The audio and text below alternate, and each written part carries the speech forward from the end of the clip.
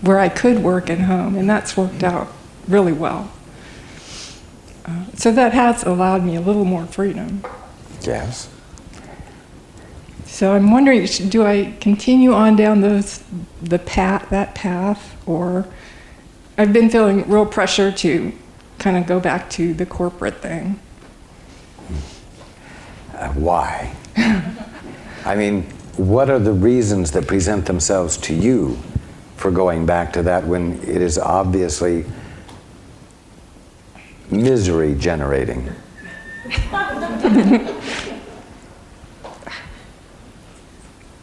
Who's watching you? Who's going to grade you? Whose standards are you trying to live up to here? Well, obviously ones I've created.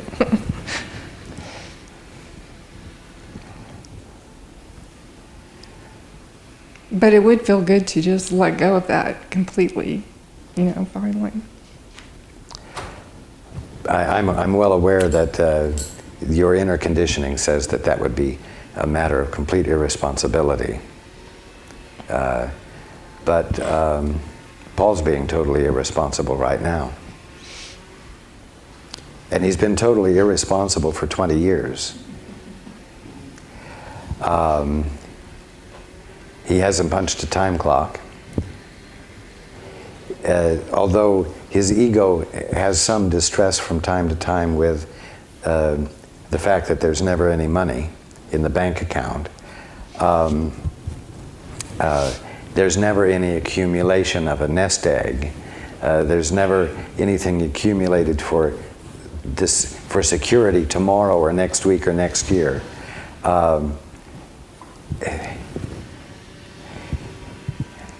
I'm sorry, this is me, Paul. I lost it.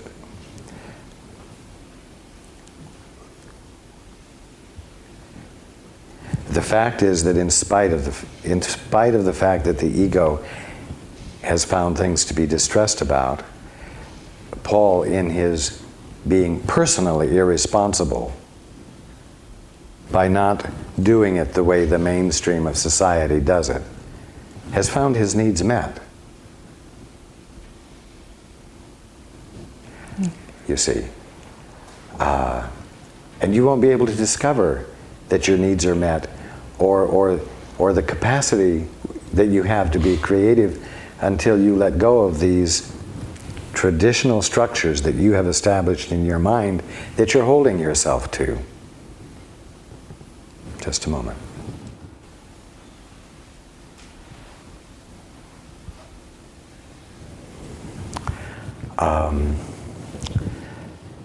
You're not called upon to be a martyr and sacrifice your joy and be a good, obedient slave to the system and the time clock and all of the traditional definitions of being a respectable New Age woman.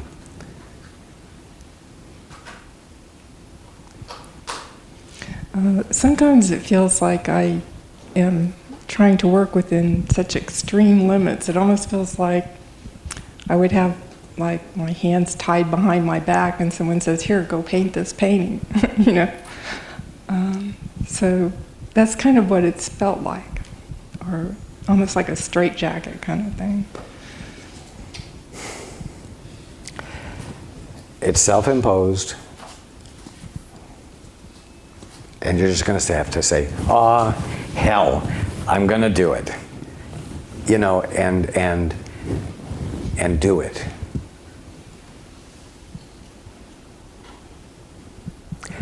I will tell you something. The world will not end. And you will not cease to exist. It's your birthright to be experiencing freedom and joy and creativity. All of you, it is.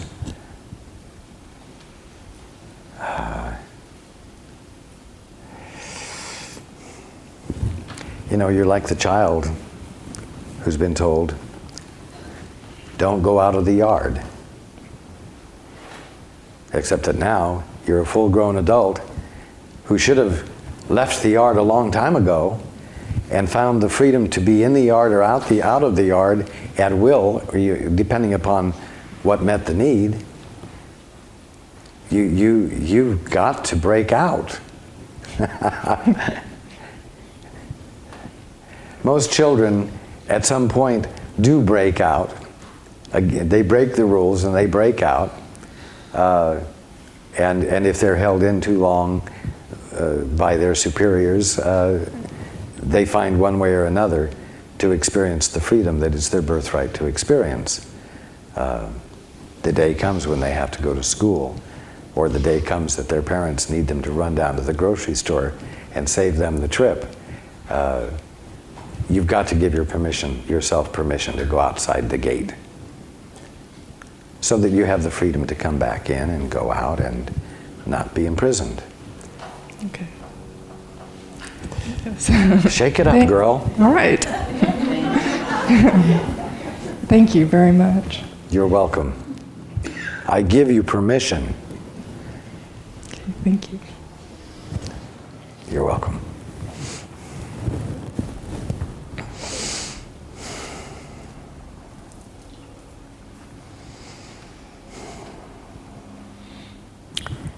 This is me, Paul. He says, we're going to take a break.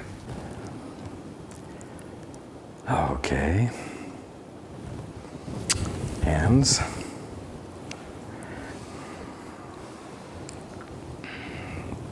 Right here.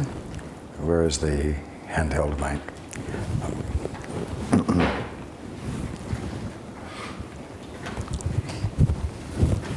Thank you, Raj. I've had a lot of fear about answering these questions, asking these questions and getting the answers, but I have several questions about my income. It's really about one subject, the different aspects of it. At this time in my life, I've suddenly, for the first time in my life, I'm going broke. I've never been in this situation before, and it doesn't bother me much. I'm prepared to go over the edge and jump off and go into the void and so on. But I've got a particular situation where I've been paying a small amount of alimony since 1969 to an ex-wife. And I don't mind paying that. It's been a mixture of fears, looking at it both, whichever way I look at it, there's fear. And I've tried to see it as a gift of love. But we're right down to the wire. You know what that feels like, at least Paul knows what that feels like. And that little bit of money would make quite a bit of difference to us. I've got a little pension that'll cover the rent and some of the utilities. But that extra $100, we're only talking about small amounts compared to what I used to be used to. Could make a big difference. And in terms of food, we support 2 children through the Christian Children's Fund in Guatemala and Thailand. I don't know what to stop. And my question, the first part of my question about income is, should I cease making these payments and let the chips fall where they may? And I wanted to know if my ex-wife was in a financial position, she lives in England, financial position to absorb it without her being put into poverty too. So this is quite a bit of a dilemma as to which way to go, and I was asking for some kind of input, advice as to what I should do. Should I do nothing? Just whatever.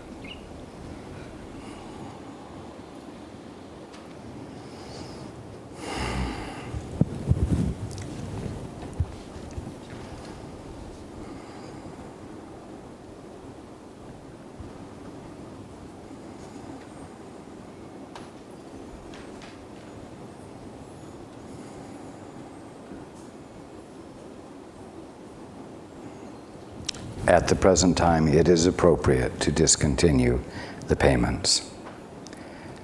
It is appropriate for you to take care of yourself until such time as the payments could resume.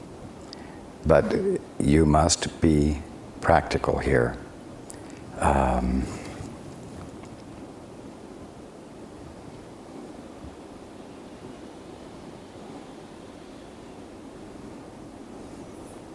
And its absence will not put her in a position of jeopardy of any kind.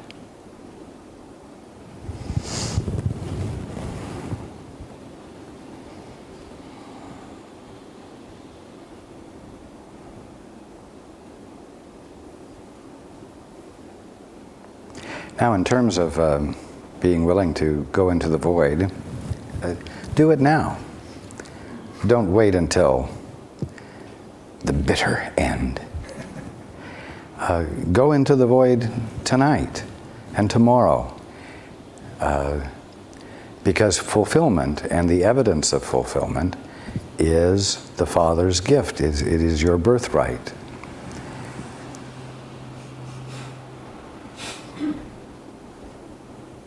Perhaps I need a slight push. Well, I'm hoping that I'm giving the slight push. Thank you. Rather than having circumstances be the very definite push. Okay.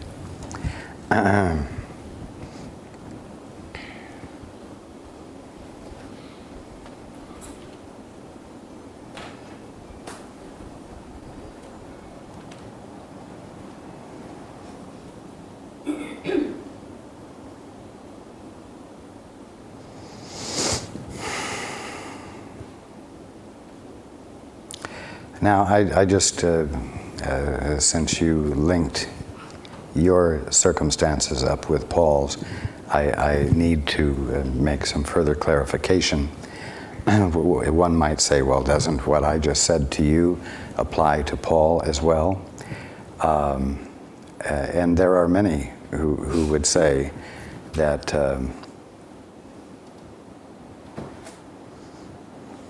Paul's experience of abundance should not depend on them.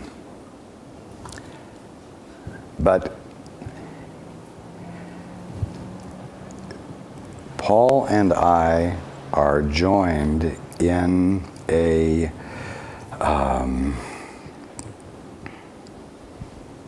movement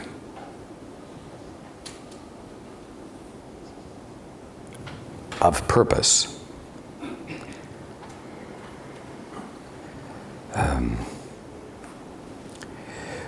Which is to share the elements necessary to, and Monique, you will like this, to break Earth's stupid rest. Earth's stupid rest. Stupid rest in the warmongering frame of reference, and mankind's stupid rest in mutually agreed upon definitions of everything that blind mankind to the experience of the kingdom of heaven. And so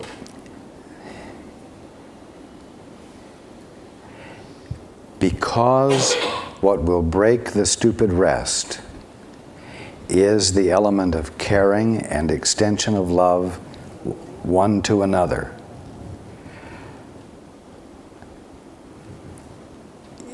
it is essential for the work that Paul and I are doing to require the involvement of those who are recognizing and valuing this information. Paul is not personally suffering, although his conditioned thinking causes him to feel anxiety once in a while. When I say that there is no money in the foundation's account, this doesn't mean that Paul is experiencing fear and anxiety and distress. It's only occasionally that his old conditioning manages to get his attention. But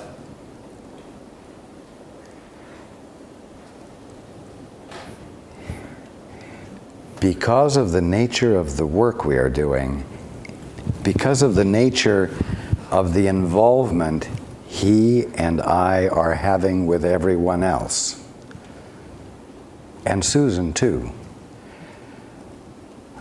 it doesn't fulfill purpose for him to have a humongous nest egg, or that which might give his ego, what little of it rears its head now and then, a feeling of security, and also would mean that everyone else who is sharing in the work that we're doing, if they knew he had $1 million and he wasn't suffering, then they could be a little less conscious also. And so I am teaching something here, and I am providing a laboratory of learning, which requires participation by everyone, so that involvement becomes an essential part of their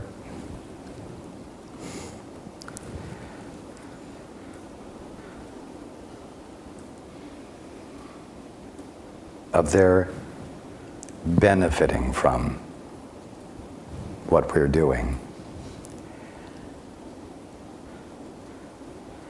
That's the simplest way I can put it. If it truly put Paul and Susan at a disadvantage, this is not the way it would work.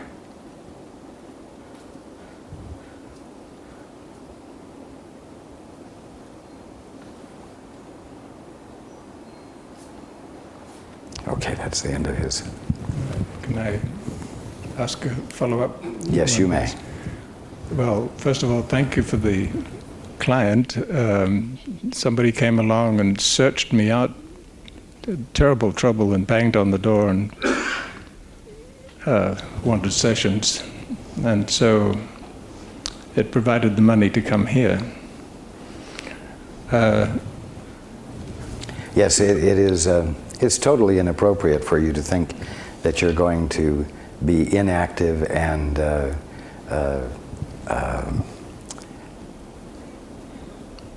that no avenues for the manifestation of your need met to appear in. Right. And for many years now, I've worked with clients in the Land of Light, with guides and masters and Jesus, and I wanted to know whether that was genuine or not.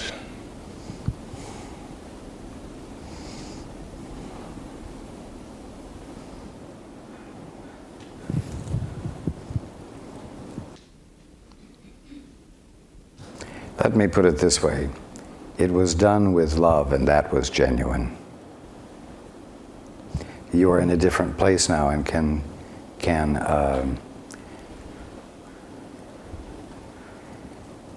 be in a new way with people. How?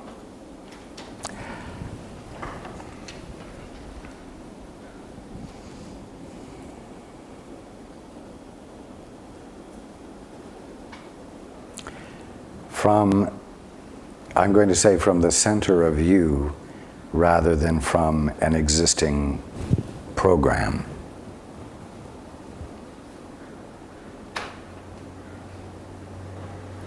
Gotcha. You're welcome. Okay. Just one more thing. I have a reading, writing, spelling language program which I developed many, many years ago, which has gone into decline, although it works. It's very good, mostly for dyslexic children. For what? Dyslexic, learning disability, reading disability children. And I just wondered, it had come up on the web through UNESCO, whether or not to reactivate that to some extent on the web, because it's slowly dying, or is that just getting off into ego activities again, and that it would be better to stick with the course and my work as a therapist, or whatever, or go off on multiple directions. I just don't know. There have been just some synchronicities recently, and It is appropriate to invest some fresh energy in it, but let it be in addition to or secondary to the counseling. all right. Yes. All right. Thank you very much. You're very welcome. Yes, your future looks bright. Thank you. You are welcome.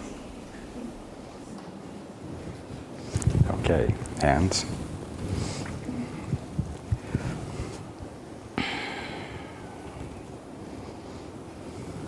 In the back.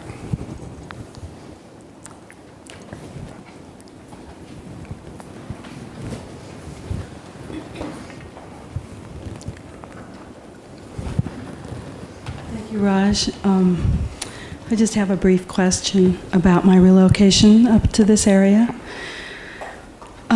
Should I be looking for housing on the other side of the Peninsula of the Bay or on this side?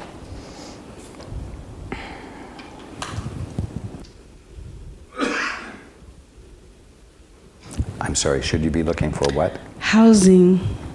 And the reason I'm asking that, there is employment opportunities on the other side, on the Edmonds, up in that direction.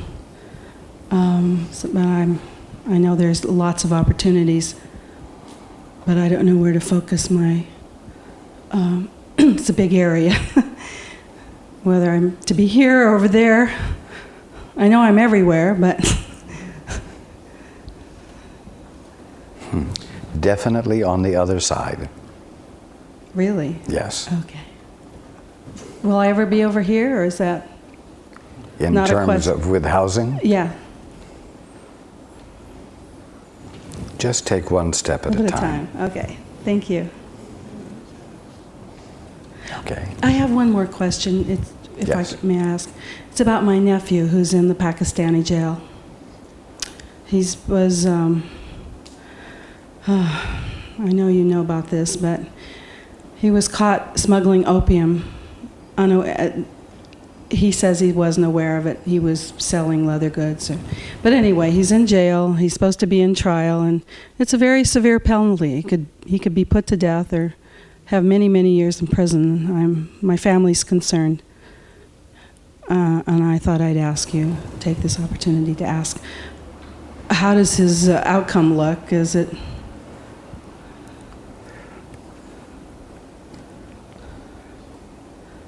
bleak, or I know it's a hard lesson he's learning.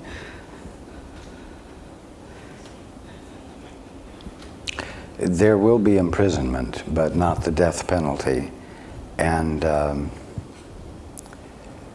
he did know what he was doing. I felt that he did, but I just wanted to hear that from you. Thank you very much.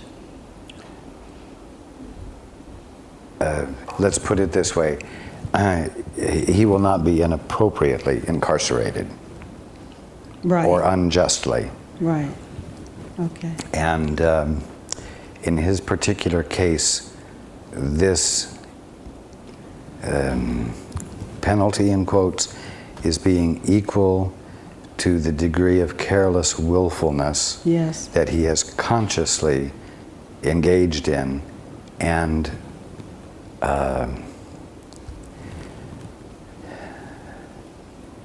will cause him to reevaluate and come to a new conclusion.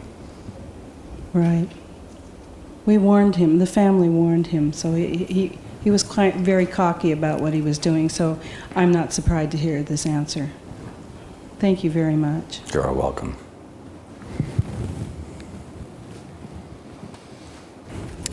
Okay, hands.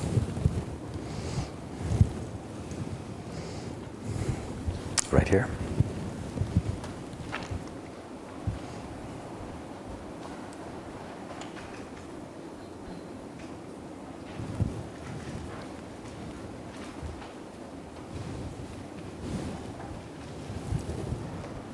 You were asked about dolphins by a person that was had an extraordinary experience with them, and you said they were Christed beings. Did you mean that dolphins are awake?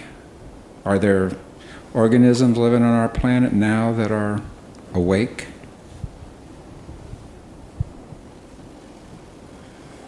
That is what I meant. Yes. Are trees awake? No. Dolphins are the only ones at the moment. Thank you. You are welcome.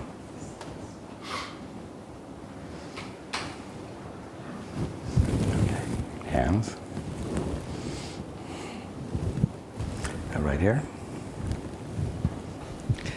This is just kind of a quick, sort of a light-hearted question. I was up camping in a place called Royal Basin, and about midnight, I heard a little animal outside of my tent that sounded like a meow.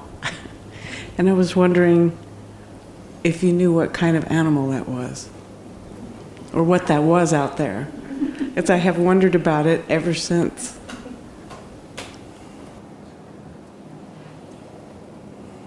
Just a moment.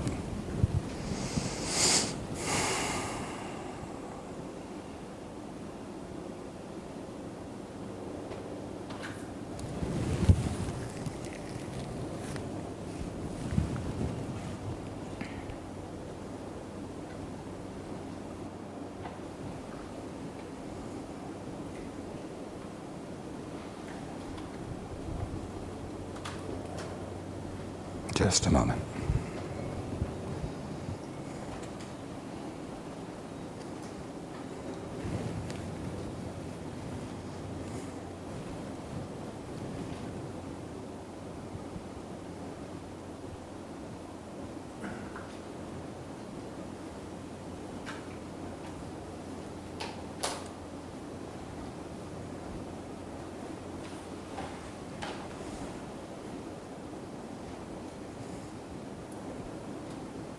Well, I will put your mind at ease.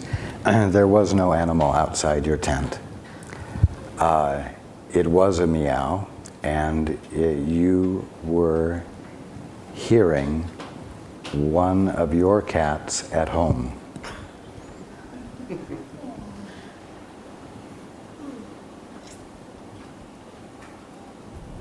Was she in distress?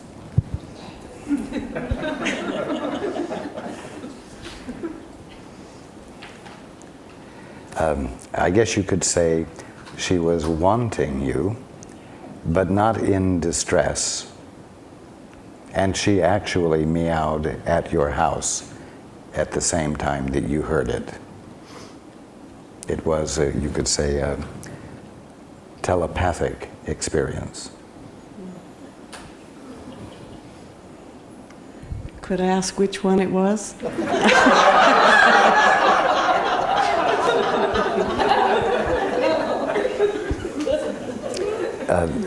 The younger one. I've been talking to her, and she has been responding. She comes home a lot better and will come back in the house. Yes, yes. Okay. Thank you. You're welcome. Hands.